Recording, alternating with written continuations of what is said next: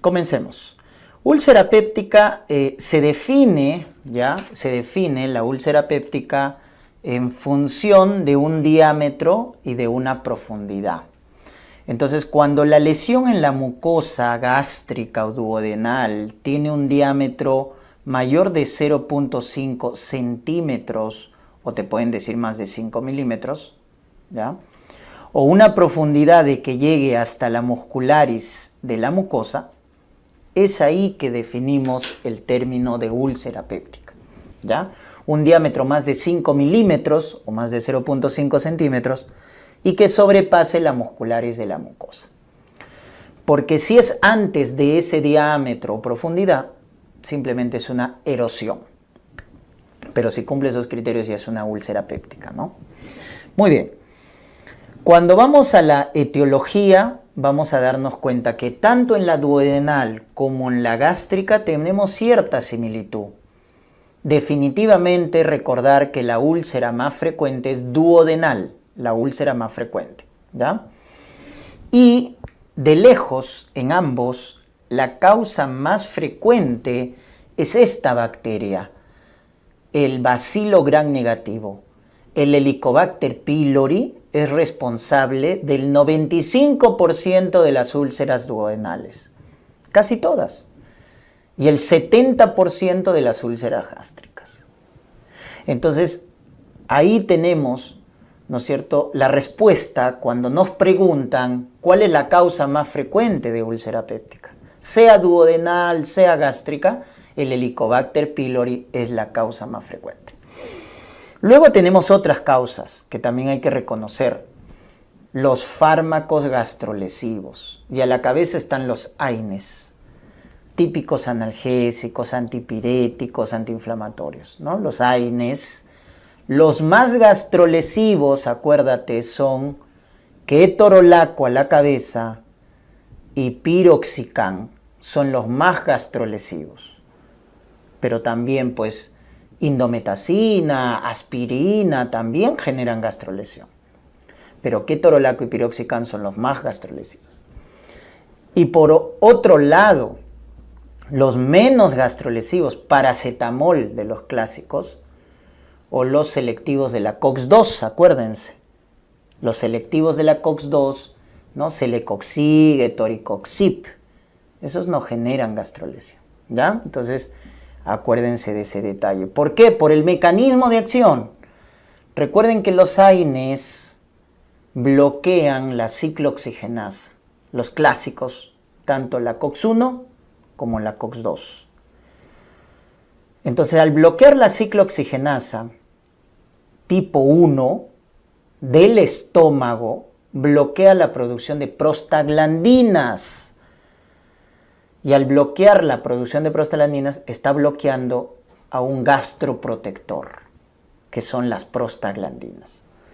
Por eso antes el misoprostol, que es un análogo de prostaglandina 1, se utilizaba como gastroprotector. Imagínense. Entonces, ese es el mecanismo de acción. Los AINES bloquean la COX-1 y por lo tanto bloquean la producción de prostaglandinas. Entonces no hay quien proteja y eso genera la lesión en la mucosa, sea duodenal, sea gástrica. Pero vean la diferencia. Los AINES sobre todo generan gastrolesión, por eso es responsable del 25% de las úlceras gástricas y solo el 5% de úlceras duodenales. Entonces miren que los AINES son más gastrolesivos, ¿ya? Eso hay que tenerlo en cuenta. Luego ya están otras causas raras, como por ejemplo en el caso de la úlcera duodenal, menos del 1% están asociados a tumores secretores de gastrina, el famoso gastrinoma. El gastrinoma se ubica en ese triángulo que estamos viendo, ¿no?, que está ubicado entre el cuerpo del páncreas, el cístico y la segunda porción del duodeno. Entonces ahí se ubica el gastrinoma que produce el famoso síndrome de Zollinger-Ellison. Por eso la Z y la E acá. Zollinger-Ellison. Que es un síndrome que se caracteriza por la presencia de úlceras múltiples en el duodeno. Úlceras múltiples en el duodeno que van a generar hemorragia digestiva más diarrea secretora. Por eso, ¿cuándo van a sospechar de un gastrinoma, del síndrome de Solinger-Ellison? Cuando el paciente tenga hemorragia digestiva y diarrea secretora. Y en la hemorragia digestiva, al hacer la endoscopía, nos damos cuenta que hay úlceras múltiples en el duodeno. Muy bien, eso acuérdense. Y luego tenemos el 5% de las úlceras gástricas son cáncer, doctores. Es el 5% de las úlceras gástricas son adenocarcinoma gástrico. Es por eso que toda úlcera gástrica hay que biopsiar y hay que confirmar su cicatrización por su alto riesgo de malignidad. Aunque no lo crean, 5% es bastante. Entonces, sobre todo cuando la úlcera es muy grande, está en el fondo gástrico, hay que sospechar de malignidad. ¿Estamos? Entonces, el 5% de las úlceras gástricas son cáncer. Por eso se recomienda su biopsia y que se confirme su cicatrización con endoscopia. ¿Ya, doctores? Muy bien, ahí está entonces definitivamente la causa. Y recordar en la patogenia simplemente que la úlcera duodenal generalmente, que es la más frecuente de las úlceras pépticas, se produce por estados hipersecretores de ácido, es decir, por aumento de secreción de ácido clorhídrico que va a generar junto con la pepsina daño en el duodeno. En cambio, la úlcera gástrica está asociada a estados hiposecretores. ¿Estamos? Pero doctor, entonces si no hay ácido, ¿por qué se forman úlceras? Porque lo que pasa es que en la úlcera gástrica lo que se produce es disminución de la barrera protectora frente al ácido. ¿Cuál es la barrera protectora? Moco, bicarbonato. Normalmente el estómago tiene pH ácido. ¿Pero por qué no te quemas tu estómago? Porque hay una barrera protectora. Moco, bicarbonato. ¿Qué pasa si esa barrera se altera? Si la barrera protectora se altera, si se alteran las prostaglandinas del estómago, entonces tu barrera protectora disminuye. Y el normal ácido que produces en el estómago para la digestión, para el efecto microbicida, etc., ese ácido normal va a empezar a dañar tu mucosa gástrica. Entonces entiendan la fisiopatología diferente que tiene cada úlcera. La duodenal sí se produce por mucho ácido, porque el estómago le da al duodeno bastante ácido y pepsina. Entonces empieza a dañar la mucosa duodenal que no está preparada, ¿no?, normalmente para bastante ácido y pepsina. Por eso se dice que está asociado a estados hipersecretores. Por eso hay el gastrinoma, ¿no?, que produce gastrina, y bastante gastrina, y la gastrina, recuerden, es una hormona potente para producir ácido. En cambio, la úlcera gástrica se da en estados hiposecretores de ácido. ¿Y qué tiene que ver eso? Disminución de la barrera protectora. Entonces, diferente la fisiopatología, ¿ya? Muy bien. Hay otros tipos de úlceras ya menos frecuentes, como por ejemplo las úlceras de estrés, que se producen por hipoperfusión, por isquemia, úlceras de estrés. Ahora, recordar, en los grandes quemados se producen las úlceras de Curling, grandes quemados, pero estamos hablando quemaduras de segundo, tercer grado, más del 20%, Curling. O los politraumatizados, los tequiados, traumatismo encefalocraniano severos, úlceras de Cushing. Cuidado, les pregunten esos epónimos. En los grandes quemados, Curling; en los TEC, Cushing. La clasificación de la úlcera en cuanto a su localización. Es importante recordar que la localización más frecuente de la úlcera duodenal está acá, doctores, en la primera porción, en el bulbo duodenal. Como podemos darnos cuenta en la imagen, el 90% de las úlceras duodenales están en la primera porción, el bulbo duodenal. Eso es su típica localización. Entonces, ni bien entras al duodeno, esa primera porción, es ahí donde se localiza la mayoría de las úlceras duodenales. En el bulbo, primera porción. El resto, menos frecuentes, son posvulvares. Por ejemplo, en el gastrinoma. En el síndrome de Zollinger-Ellison son úlceras múltiples postvulvares. Caso raro, ¿no? Luego está la úlcera gástrica. ¿Dónde se localiza, miren, más frecuentemente la úlcera gástrica? En la curvatura menor, en la famosa incisura angularis, donde cambia de angulación el estómago, ¿no? Acá miren, viene vertical y luego se pone horizontal. Entonces ahí en la curvatura menor, incisura angularis, es la localización más frecuente de la úlcera gástrica. Mucho cuidado si lo encuentras en el fondo, si la úlcera es grande, porque si la úlcera gástrica es grande, lo encuentras en el fondo, lo más probable que sea un cáncer. Eso aumenta el riesgo de malignidad. ¿Ya? Muy bien. Ahí está, en cuanto a la localización. Definitivamente la úlcera duodenal es más frecuente que la gástrica, como hemos comentado, y hay diferencias, ¿no es cierto? Diferencias clínicas, etc. Entonces, si me preguntan por frecuencia, el más frecuente es duodenal asociado a estados hipersecretores de ácido. En cuanto a la edad, paciente de mediana edad es más frecuente la duodenal, en cambio, más edad, adulto mayor, es más frecuente la gástrica. En cuanto al grupo sanguíneo, el grupo sanguíneo O, el más frecuente, está asociado a úlcera duodenal. En cambio, el grupo sanguíneo A está más asociado a la úlcera más grave, que es la úlcera gástrica, ¿no? Por alguna razón, siempre acuérdate que el grupo sanguíneo A se asocia a mal pronóstico. Por ejemplo, hasta en COVID, el COVID-19 es más grave, es más severo, cuando la persona es de grupo sanguíneo A. Se asocia a cáncer gástrico el grupo sanguíneo A. En cuanto a los hábitos, el alcohol, el tabaco están asociados a úlcera duodenal.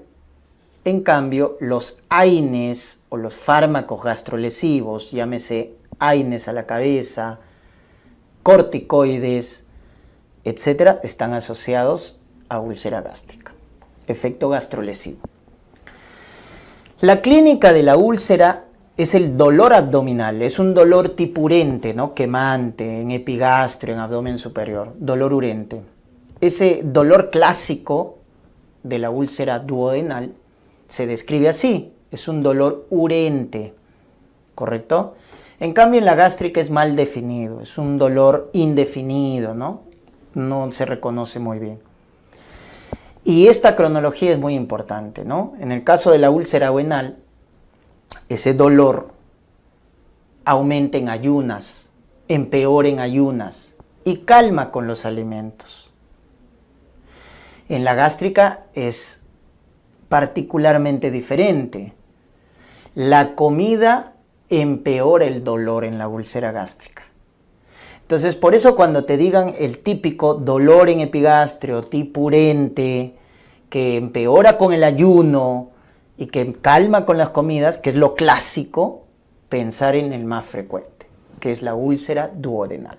Cuando es atípico, ¿no? Un dolor no muy preciso, las comidas aumentan el dolor, es la úlcera gástrica. Ahora, ese dolor que se percibe producto de la úlcera se conoce con el nombre de dispepsia. ¿Estamos? Ese dolor se llama dispepsia, doctores. El dolor en epigastrio, en abdomen superior. Y acuérdense que como acá hay una lesión, esta dispepsia es orgánica. Porque la dispepsia más frecuente es funcional. 70% de las dispepsias son funcionales. El 30% es orgánica. Entonces, mucho cuidado. Entonces, ¿cómo vas a diferenciar la dispepsia funcional de la orgánica? Es que la orgánica lo levanta por la noche al paciente. Es el dato discriminatorio más importante. Cuando los problemas son funcionales, aparecen en las primeras horas de la mañana, son matutinas, pero respetan el sueño del paciente. En cambio, cuando una dispepsia afecta en las mañanas, en las noches, no lo deja o lo levanta por la noche al paciente, eso es orgánico, doctores, eso es orgánico. Y dentro de la dispepsia orgánica, la causa más frecuente es la úlcera péptica. Cuando te pregunten así, causa de dispepsia orgánica más frecuente. De origen benigno, úlcera péptica. Porque si es maligno, es el cáncer gástrico, el adenocarcinoma gástrico. Pero la dispepsia orgánica benigna más frecuente es úlcera péptica. A la cabeza, tu úlcera duodenal, ¿no? Que es lo típico. Urente, empeora con el ayuno, alivia con la comida. Si es atípico, úlcera gástrica. Muy bien. Entonces, esa aclaración, por favor, deben tenerlo en cuenta. ¿Ya? Muy bien. En la úlcera gástrica, doctores, hay una clasificación que suelen preguntarles, la de Johnson. 5 tipos, ¿correcto? 5 tipos que hay que recordarse. Johnson 1 es el más frecuente de todos. Es el más frecuente de todos. Porque la úlcera gástrica se encuentra en la localización más frecuente, que es incisura angularis. Pues el 1 es el más frecuente. Curvatura menor, incisura angularis. El Johnson 2 es porque tiene 2 úlceras, gástrica y duodenal. Cuando te dicen que hay una úlcera en el estómago y en el duodeno, es Johnson 2. 3 cuando está en antropíloro la úlcera gástrica. 4 cuando está en fondo, alto riesgo de malignidad. Y 5 cuando son úlceras múltiples o en cualquier localización, pero inducido por AINES, por antiinflamatorios no esteroideos. Entonces el 5 es inducido por AINES o úlceras múltiples. Esa es la clasificación de Johnson. 1, incisura angularis. 2, porque tiene 2 úlceras en el estómago y en el duodeno. 3, en antropíloro. 4, fondo. Y 5, múltiples o inducidos por AINES. De estos, entonces, te debes acordar algunas características. 1 es el más frecuente, ¿no es cierto? El 2 y el 3 están asociados a estados hipersecretores. O sea, bastante producción de ácido. Yo te comenté al inicio que la úlcera gástrica estaba asociado a estados hiposecretores. Pero el Johnson 2 y el Johnson 3 son la excepción, porque son úlceras gástricas asociadas a estado hipersecretor. El 4 está asociado a malignidad, alto riesgo porque está en el fondo, y el 5 acuérdate que es inducido por AINES. Entonces esas características hay que acordarnos, ¿no? Y el 1 que es el más frecuente. Ya está. Y complicaciones típicas de la úlcera péptica, rápidamente. La hemorragia es la complicación más frecuente, de lejos. La hemorragia digestiva alta es la complicación más frecuente de la úlcera péptica. Sobre todo en adultos mayores, es la principal indicación de cirugía por úlcera y también la principal causa de muerte, ¿no? Sobre todo en abuelitos.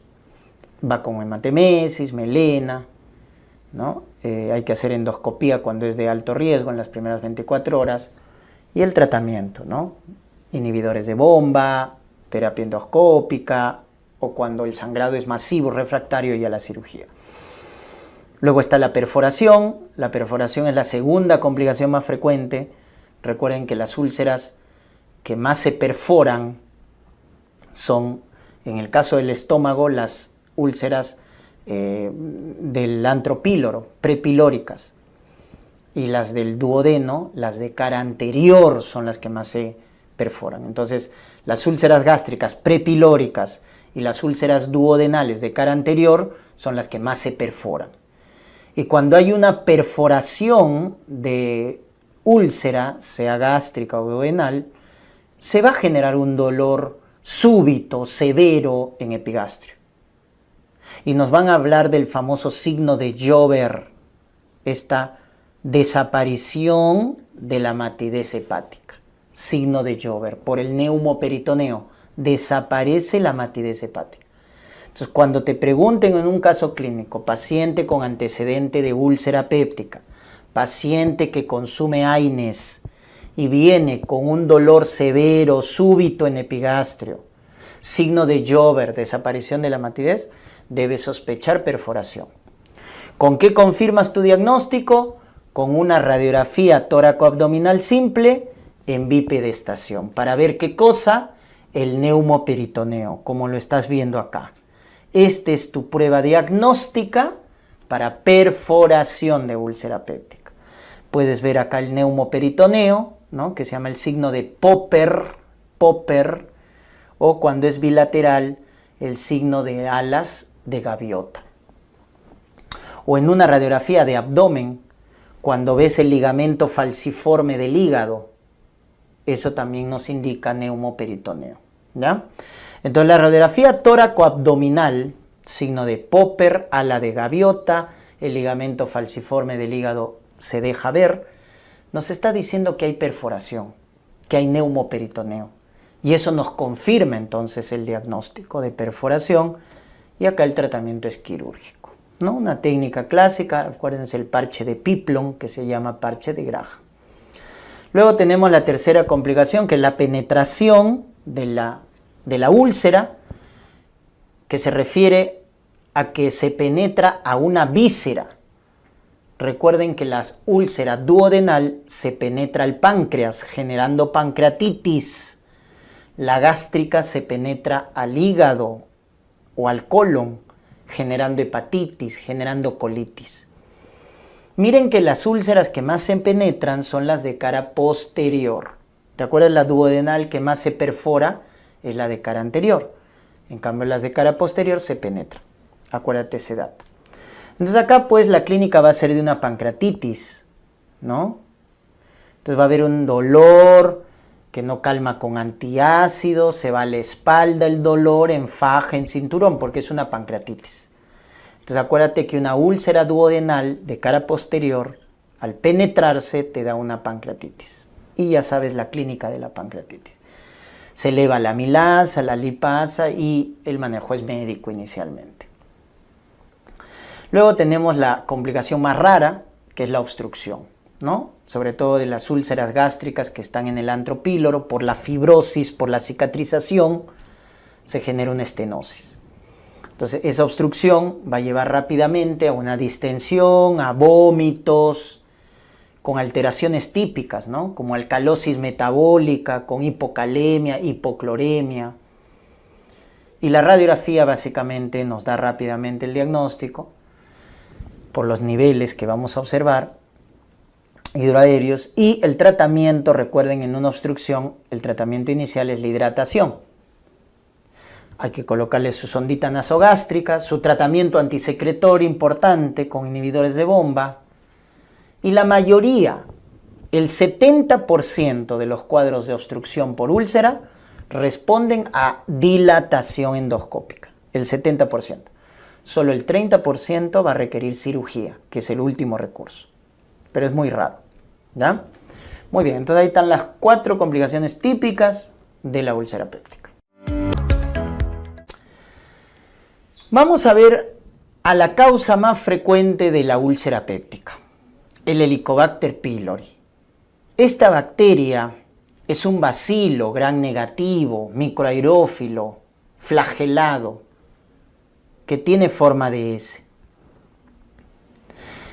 Este bacilo gram negativo, recuerden que su vía de transmisión es fecal oral.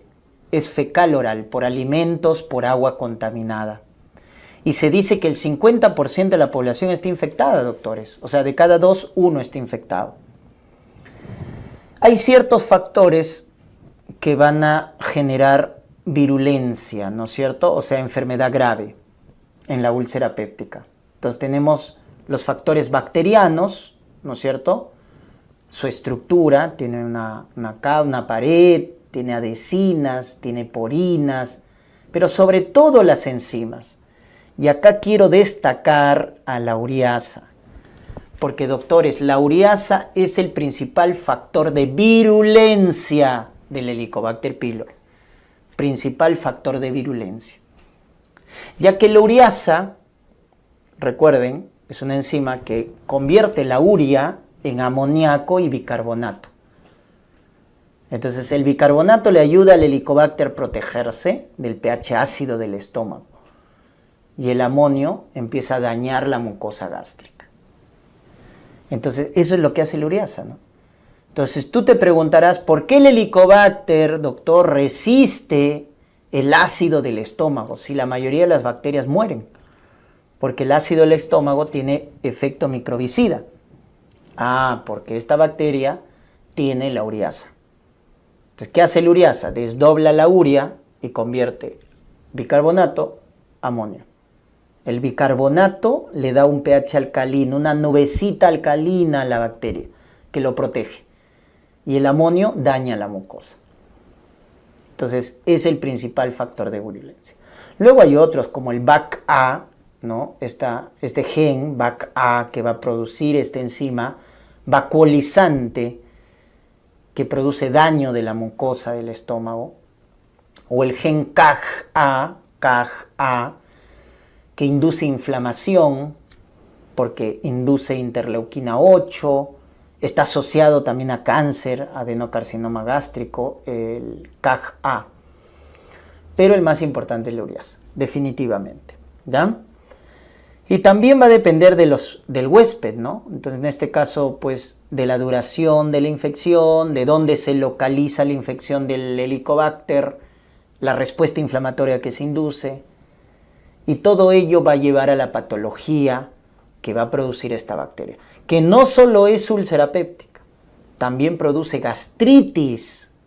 Es la causa más frecuente de gastritis crónica, el Helicobacter pylori. Si te preguntaran, causa más frecuente de gastritis aguda, AINES. De gastritis crónica, Helicobacter pylori. Es la causa más frecuente de úlcera péptica, lo hemos visto. 95% de las úlceras duodenales son por Helicobacter. 70% de las úlceras gástricas es por Helicobacter. Y sobre todo, está asociado a cáncer. El cáncer más frecuente en el estómago, adenocarcinoma. El segundo más frecuente, linfoma gástrico. Entonces miren esas patologías asociadas a la úlcera péptica, ¿no? Pero ¿cómo es la patogenia? Es interesante, miren. Vamos a tener en la barra vertical la producción de ácido, de menos a más. Y en la barra horizontal, de color azul, vamos a tener la edad, ¿no? O sea, conforme el paciente se infecta. Entonces, la cronología, ¿no? Hemos mencionado que la transmisión del Helicobacter es fecal-oral, por alimentos, por agua contaminada. Entonces infecta la mucosa gástrica normal y lo primero que va a generar es una infección aguda. Pero esa infección aguda rápidamente pasa a ser una infección crónica. Y eso es lo más típico del Helicobacter pylori, generar una gastritis crónica. Por eso es la causa más frecuente de gastritis crónica, el Helicobacter pylori. Pero la evolución es diferente dependiendo de la localización. Entonces vamos a tener acá tres escenarios. Uno donde la gastritis es en el antro, otro en el cuerpo o en todo el estómago, pangastritis. De estos, ¿cuál es el más frecuente? El primero, la gastritis antral.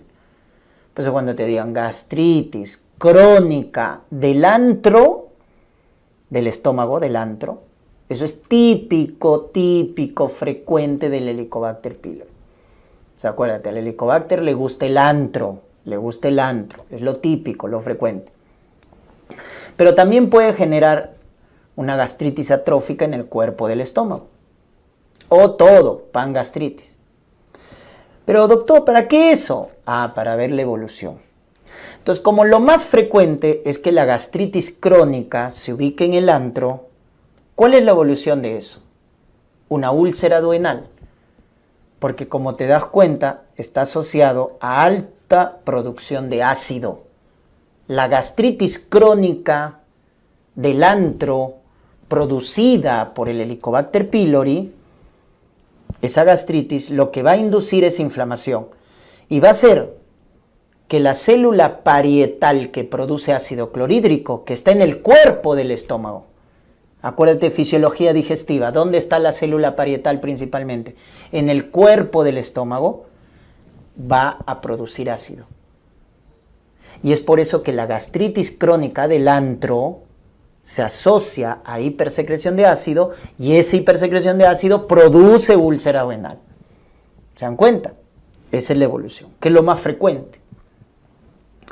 En cambio, la pangastritis se asocia al linfoma tipo MALT, mucho cuidado, linfoma gástrico asociado al Helicobacter, linfoma MALT, linfoma no Hodgkin de bajo grado. O simplemente una infección asintomática en cualquiera de los tipos. Pero cuando la gastritis afecta al cuerpo, ahí hay que tenerle respeto. Porque la gastritis atrófica del cuerpo, o sea, como su nombre lo indica, atrofia el cuerpo gástrico. ¿Y quién estaba en el cuerpo? La célula parietal que producía ácido. Entonces acá va a haber un estado hiposecretor. Y ese estado hiposecretor, ¿a qué se va a asociar? A úlcera gástrica. Entonces la gastritis del cuerpo gástrico se asocia a úlcera gástrica por el estado hiposecretor. Baja producción de ácido, úlcera gástrica. Pero recuerden que el 5% de úlceras gástricas son cáncer. ¿Por qué? Porque esa gastritis atrófica del cuerpo, ojo, evoluciona de forma maligna. Por eso hay que tenerle respeto a la gastritis atrófica del cuerpo. Felizmente es menos frecuente. Lo más frecuente es la gastritis del antro. ¿Por qué? Entonces, la gastritis atrófica del cuerpo genera metaplasia intestinal en el estómago. Eso genera displasia y esto genera adenocarcinoma gástrico. La típica evolución de un cáncer. Metaplasia, displasia y adenocarcinoma gástrico. El cáncer más frecuente del estómago.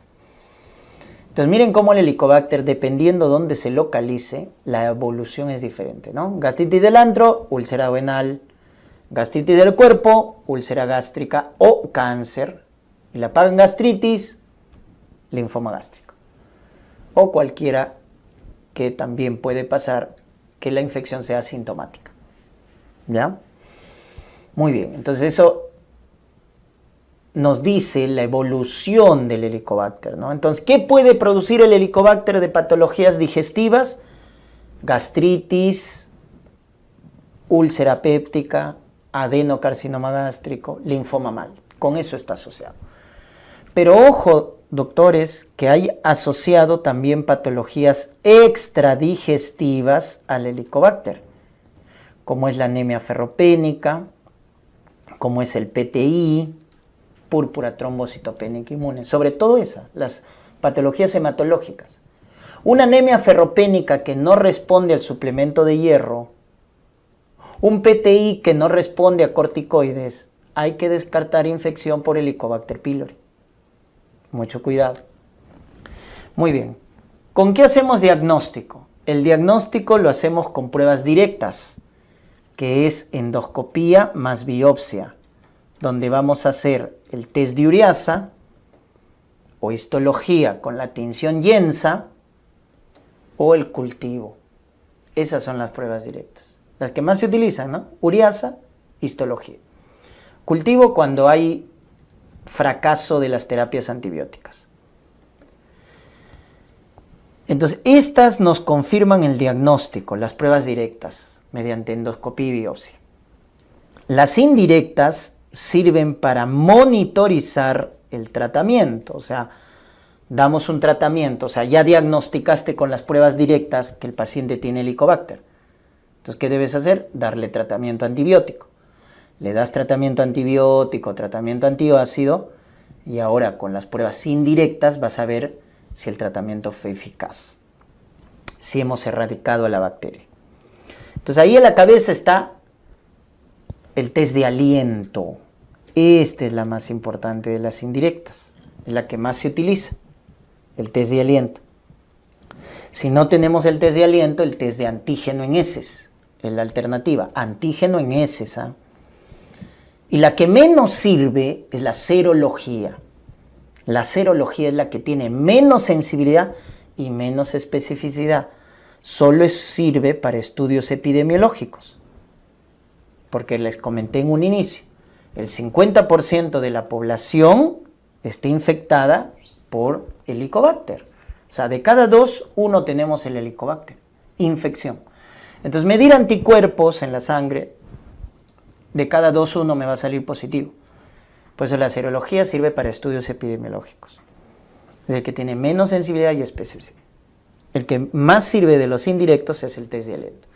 Y con el test de aliento confirmamos si hemos o no erradicado la bacteria. Entonces, con la endoscopía y la biopsia, con los métodos directos, ureasa, histología, confirmamos el diagnóstico del Helicobacter. Una vez confirmado el diagnóstico, damos la terapia antibiótica. Acuérdate, la triple terapia aprobada por la FDA, que es OCA. Omeprazol, 20 miligramos cada 12 horas, claritromicina, 500 miligramos cada 12 horas, amoxicilina, 1 gramo cada 12 horas. Todo esto lo damos por 14 días, por 2 semanas. Esa es la triple terapia. Una vez que has dado 2 semanas de tu triple terapia, al paciente lo dejas sin medicina 30 días. Es un periodo de blanqueo, 30 días sin nada. Y después de 30 días, le haces tu prueba de aliento. Si te sale negativo, has erradicado a la bacteria. Si te sale positivo, quiere decir que la terapia ha fallado. Entonces tendrás que dar otro esquema. ¿Cuál es el otro esquema? El esquema BOW. Bismutol, omeprazol, metronidazol, tetraciclina. Igual, por 14 días. Esa es la cuádruple terapia. Falla ese esquema. Cuando hay fallo, a 2 esquemas de antibióticos, ahí pedimos cultivo. Ya está. Entonces, de esa manera es como se evalúa el diagnóstico del tratamiento del Helicobacter pylori. Ya está. Entonces, recuerden que las pruebas directas son para el diagnóstico, damos el tratamiento, y las indirectas es para monitorizar el tratamiento, para ver si lo hemos o no erradicado a la bacteria.